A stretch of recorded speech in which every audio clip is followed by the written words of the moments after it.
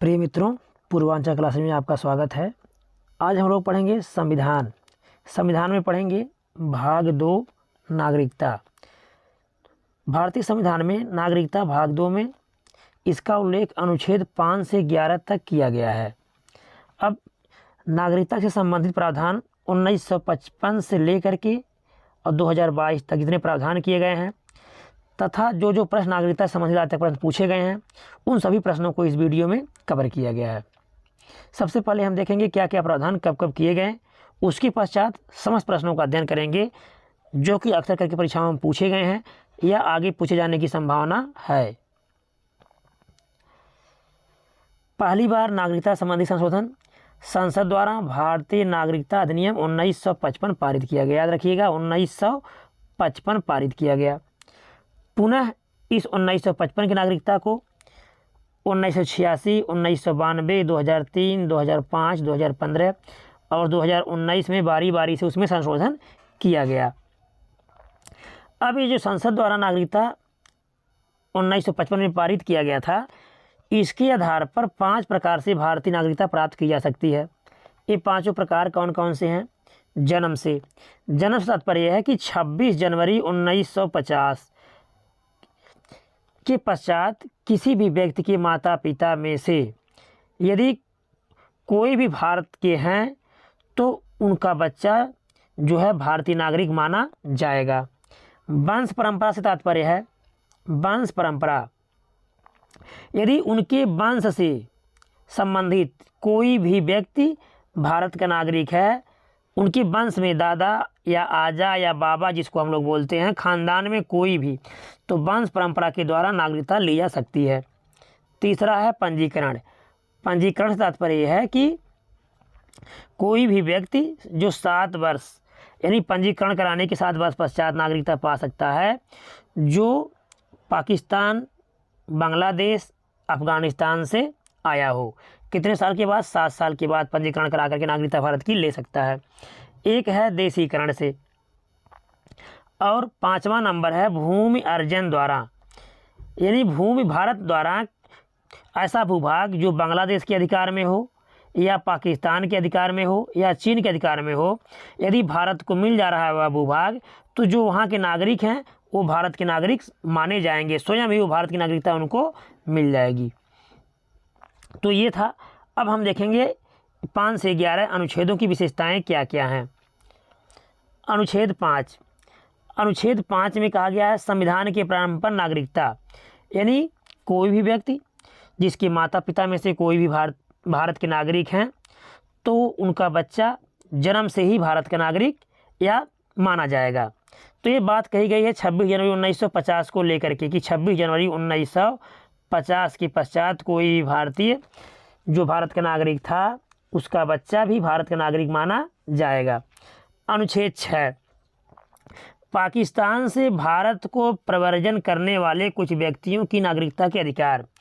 पाकिस्तान से भारत, यानी जब भारत पाकिस्तान का विभाजन हुआ तो भारत और पाकिस्तान 2 भूभागों में बंट गया। तो इस प्रकार से कुछ लोग पाकिस्तानी क्षेत्र में पड़ गए, तो जो पाकिस्तानी क्षेत्र में पड़ गए हैं उन लोगों के भारत में नागरिकता मिलने के अधिकार के बारे में बताया गया है। लेकिन इसमें कहा गया कुछ व्यक्तियों की, न कि संपूर्ण व्यक्तियों के, क्योंकि कुछ व्यक्तियों के यदि न कहा गया होता तो 2019 के अनुसार जो प्रावधान किए गए हैं वह विशेषताएं नहीं बन पाती।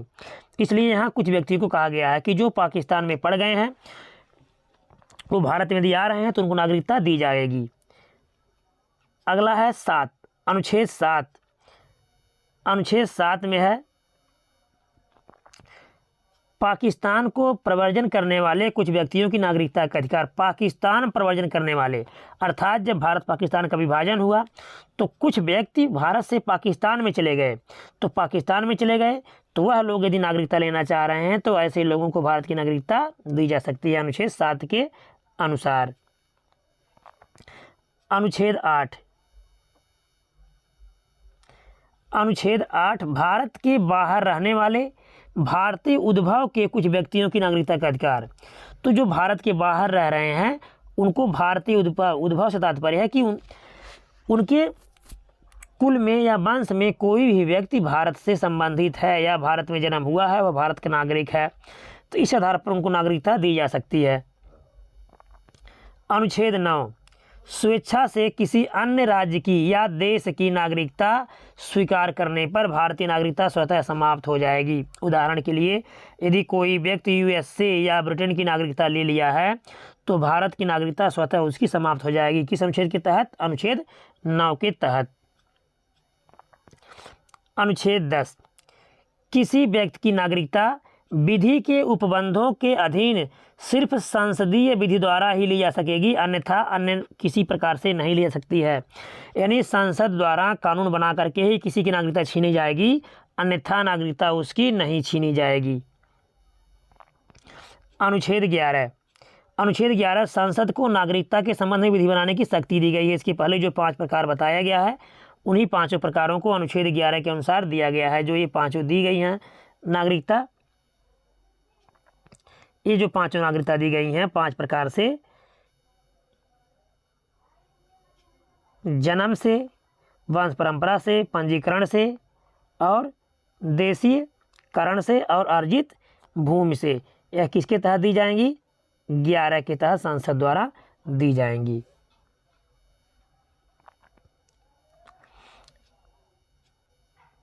अब इन पर आधारित प्रश्नों को जो आज तक पूछे गए हैं या पूछे जाने की संभावना है, ऐसे प्रश्नों का हम अध्ययन करेंगे। भारत के संविधान के किस भाग में हम नागरिकता से संबंधित प्रावधानों को पाते हैं या नागरिकता का उल्लेख है? तो भाग 2 नागरिकता का उल्लेख है, जैसा कि आपको बताया गया, अनुच्छेद 5 से 11। ऐसे ही अगला प्रश्न है, नागरिकता से संबंधित प्रावधान संविधान के किस भाग में है? सेम वही प्रश्न है, तो भाग 2 में है नागरिकता से संबंधित प्रावधान। अगला प्रश्न है, भारतीय संविधान के कौन से अनुच्छेद नागरिकता से संबंधित हैं? अब अनुच्छेद तो भाग 2 था, अब अनुच्छेद 5 से 11, यानी हमारा उत्तर हो जाएगा विकल्प सी, अनुच्छेद 5 से 11। अगला प्रश्न है, भारतीय संविधान निम्न में से कौन सी नागरिकता प्रदान करता है? दोहरी नागरिकता, एकल नागरिकता, उपरोक्त दोनों, उपरोक्त में से कोई नहीं। तो जो हमारी सरकार है, हमारा संविधान है, हमारा देश है, तो हमारे संविधान के द्वारा हमारे देश के नागरिकों को एकल नागरिकता प्रदान की गई है, याद रखिएगा। जबकि यूएसए के अलावा अन्य देशों में दोहरी नागरिकता है, तो यूएसए में, स्विट्जरलैंड में, यूके में, यूनाइटेड किंगडम में, यहाँ सब दोहरी नागरिकता है। जबकि हमारे देश में कैसी नागरिकता है? एकल नागरिकता है, यानी पूरे भारतीय नागरिकों को एक ही नागरिक माना जाएगा। अगला प्रश्न है, भारत में नागरिकता की निम्नलिखित विशेषताएं में कौन से सही है? नागरिकता के संबंध में कौन सा सही है? राज्य तथा राष्ट्र की दोहरी नागरिकता, राज्य की एकल नागरिकता, संपूर्ण भारत की एकल नागरिकता, भारत और अन्य देश की दोहरी नागरिकता। तो हमारा उत्तर हो जाएगा ऑप्शन सी, संपूर्ण भारत की एकल नागरिकता, यानी पूरे भारत के लिए कैसी नागरिकता है? एकल नागरिकता है, ऑप्शन सी। अगला प्रश्न है, भारतीय नागरिकता नहीं प्राप्त की जा सकती, किस प्रकार से? जन्म से, देशीकरण द्वारा, किसी भाग के सम्मेलन या भारत में मिल जाने के द्वारा, भारतीय बैंक में धन जमा करने से। तो हमारा उत्तर हो जाएगा ऑप्शन डी, कि भारत में धन जमा करके नागरिकता नहीं प्राप्त की जा सकती है, जबकि जन्म द्वारा प्राप्त की जा सकती है और देशीकरण द्वारा, किसी भाग के सम्मेलन द्वारा। तो हमारा उत्तर हो जाएगा ऑप्शन डी।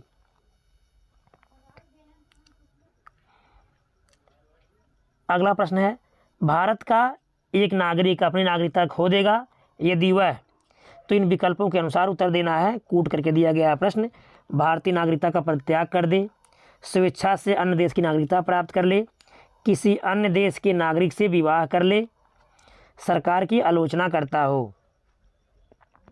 तो उसकी नागरिकता, यदि वह किसी अन्य देश की नागरिकता प्राप्त कर ले या भारतीय नागरिकता परित्याग कर दे, इन दोनों आधारों पर भारत की नागरिकता समाप्त कर दी जाएगी, न कि विवाह करने से और सरकार की आलोचना करने से। तो हमारा उत्तर हो जाएगा पहला और दूसरा। तो पहला और दूसरा, यानी हमारा उत्तर हो जाएगा ऑप्शन सी, 1 और 2। किस प्रकार से समाप्त होगी नागरिकता?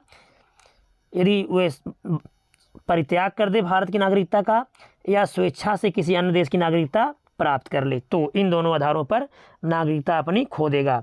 जबकि आलोचना करने से नहीं खोएगा और न ही विवाह करने से खोएगा नागरिकता।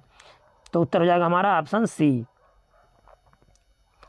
अगला प्रश्न है, नागरिकता संशोधन अधिनियम 2015 के अंतर्गत निम्नलिखित में से कौन भारतीय कार्डधारक प्रवासी नागरिक के रूप में पंजीकृत होने के लिए अर्ह नहीं है। यहाँ विकल्प में दिया गया अर्ह नहीं, यानी कौन पंजीकृत नहीं हो सकता।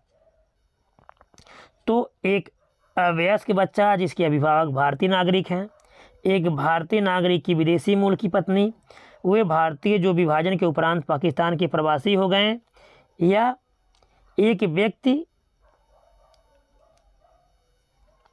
व्यक्ति का परपोता परपोती जो दूसरे देश का नागरिक हैं किंतु जिसके पितामह पितामही मातामही संविधान लागू होने के समय भारतीय नागरिक थे। तो हमारा उत्तर हो जाएगा कौन अर्ह नहीं है, वे भारतीय जो विभाजन के उपरांत पाकिस्तान के प्रवासी हो गए हैं। तो उत्तर हो जाएगा हमारा ऑप्शन सी कि 2015 में जो नियम बनाया गया है उसके अनुसार ये नागरिक पंजीकृत होने के लिए अर्ह नहीं है।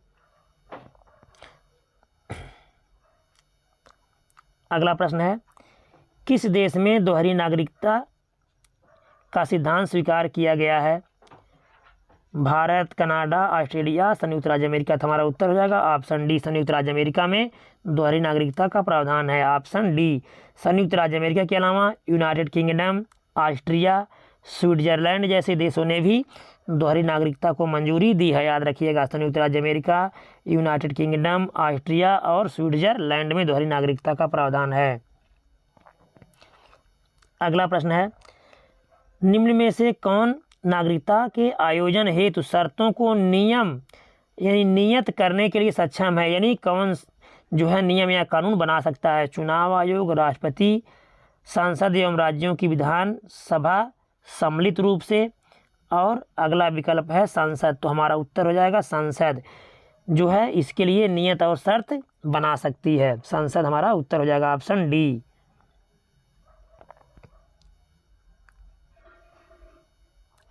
अगला प्रश्न है, नागरिकता अधिनियम 1955 के अंतर्गत पंजीकरण द्वारा भारतीय नागरिकता प्राप्त करने के लिए भारतीय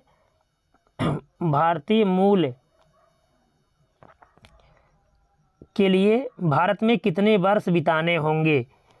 यानी प्रश्न में कहा गया है कि पंजीकरण के लिए नागरिकता प्राप्त करने के लिए कितने वर्ष बिताने होंगे? तो हमारा उत्तर हो जाएगा 7 वर्ष। यानी यदि कोई व्यक्ति नागरिकता अधिनियम 1955 के अंतर्गत पंजीकरण करा लिया है तो भारत में 7 वर्ष तक यदि वो रह रहा है तो उसे भारत की नागरिकता प्रदान की जा सकती है।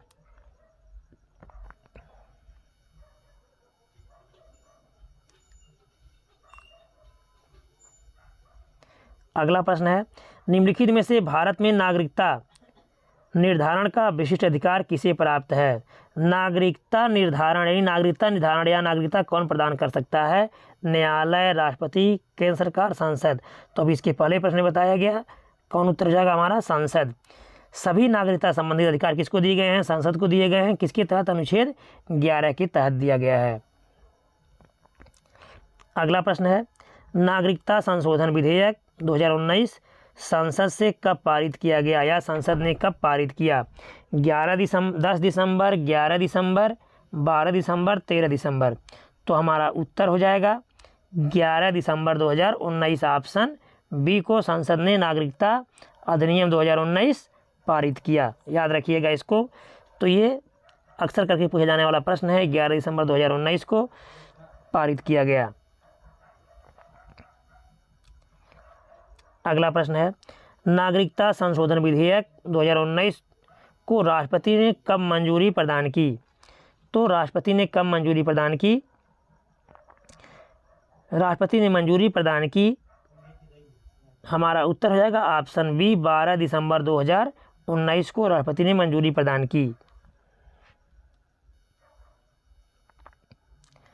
कुछ विशेषताओं को देखेंगे अब कि क्या विशेषताएं हैं भारतीय नागरिकता संशोधन अधिनियम 2019 2019 की।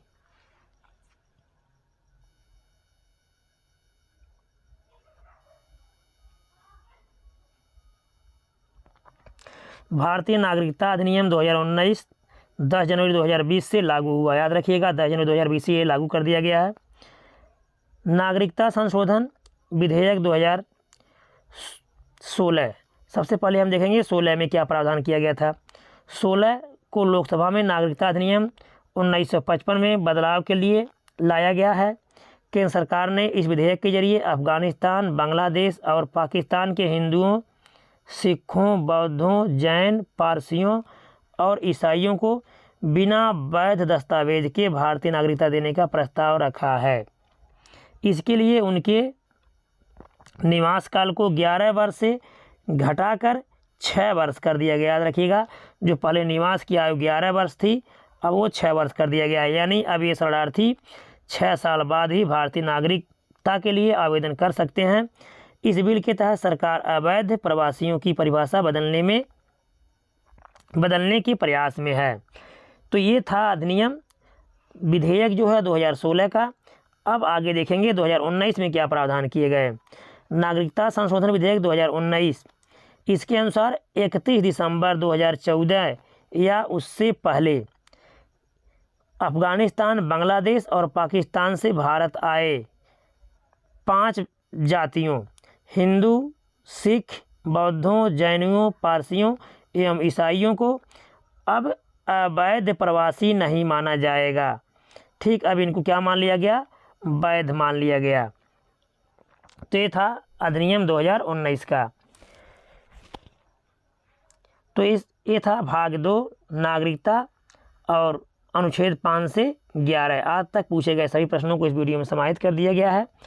वीडियो अच्छा लगा होगा तो लाइक कीजिएगा, सब्सक्राइब कीजिएगा, दोस्तों को शेयर कीजिएगा। धन्यवाद।